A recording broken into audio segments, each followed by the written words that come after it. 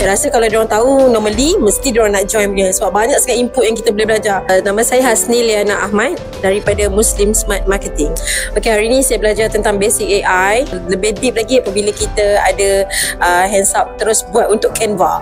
Lepas tu kita belajar tentang function-function yang ada pada Google yang selama ni kita tak explore pun, and kita tak tahu apa kegunaan dia. So hari ni kita dapat tahu apa kegunaan dia, dan ada kita hands on sikit-sikit lah, ada try buat. And then yang paling best sekali bila nampak cara macam mana nak buat website sendiri. Itu paling best lah.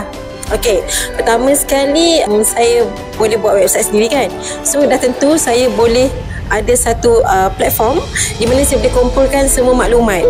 Sebelum ni saya punya data tentang info bisnes saya berterabur kan. Kadang-kadang dekat WhatsApp lah, kat Facebook lah, TikTok kan. Tapi bila saya dapat buat belajar untuk buat website tadi, memang saya akan kumpulkan semua data kat situ. The best is saya explore macam mana nak letak all the videos and link kan. So saya boleh letak semua data kat situ. So dia sangat akan membantu bisnes saya.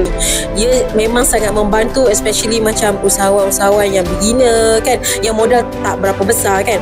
Okay, so bagi saya program macam ni memang sangat penting, dan semua usahawan di luar sana memang wajib join.